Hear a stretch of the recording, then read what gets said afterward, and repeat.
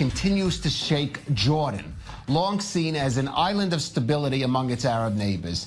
It may come down to the king versus his people as Jordan's economic woes are taking their toll.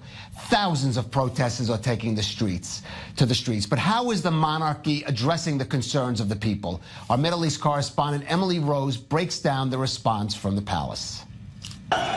This is the anger and outrage surging in Jordan, with fingers pointed at the government. Jordan's King Abdullah addressed his people's concerns. I know that people are not comfortable and feeling uneasy, and it is obvious there is a need for open discussion, so we can agree upon the upcoming developments. The king appointed cabinet member Omar Razaz as the country's new prime minister after accepting the resignation of Hani al-Mulki. Abdullah hoped to appease the masses and called for a review of the bill that sparked the unrest. The subject is not just, for example, the law, taxation, corruption, administrative reforms, the poor, and the unemployed.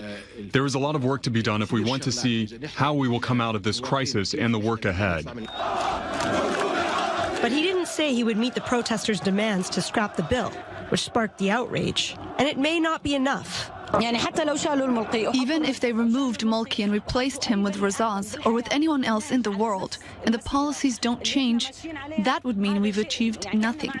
In 2016, Jordan was granted a $723 million three-year credit line from the International Monetary Fund. It then imposed austerity measures to pay that back, which saw prices go up for average consumers, including the latest development, a 5.5% rise on fuel, and a 19% increase in electric prices.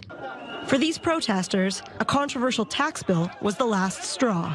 The violent demonstrations are the largest in the country since 2011, and a general strike has been called for Wednesday. And Jordanian security services are on high alert. We will not allow for anyone to overstep or stray from the peaceful path, or allow people with agendas trying to create chaos. While the Jordanian monarchy withstood the Arab Spring in 2011, if it doesn't answer the calls of the people, this may be its greatest test yet. Emily Rose, I-24 News. Our senior Middle East correspondent, Mohammed Al-Qasim, back here with us. Mohammed, we see those scenes. Those are rare scenes for a country like Jordan that has been a relative island of stability in the Middle East. What is the likelihood now that the new man in charge can actually get a government together? Well, if he has the support of the king, as well as the international community, mainly the IMF, then maybe he can get somewhere. There are a lot of sacrifices that the Jordanians must agree to, and the King Abdullah II, did hint onto that. But what was interesting here, Nurit, that the Arab Gulf heads of Arab Gulfs did call King Abdullah, and they did offer assistance to him, realizing the importance of the stability of the kingdom.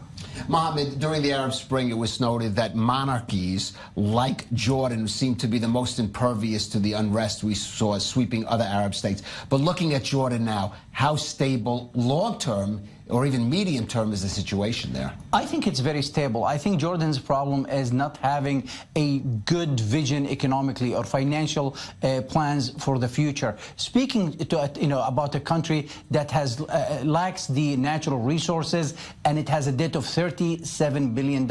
There's no way that Jordan can generate this kind of money to make up the this debt. However, with a sound financial plan, with the help of the IMF, as well as good assistance, sound assistance coming from the Gulf countries as well as from the West, maybe Jordan for the short time can pass this turbulent period, but for the long run they need to sacrifice, and that's why we saw the demonstrations that we've seen.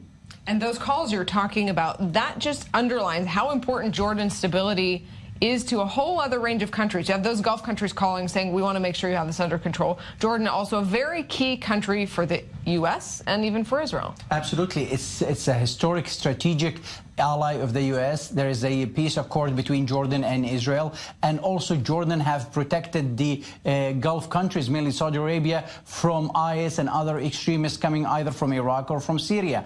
And Jordan has been promised compensation for what it did in terms of protecting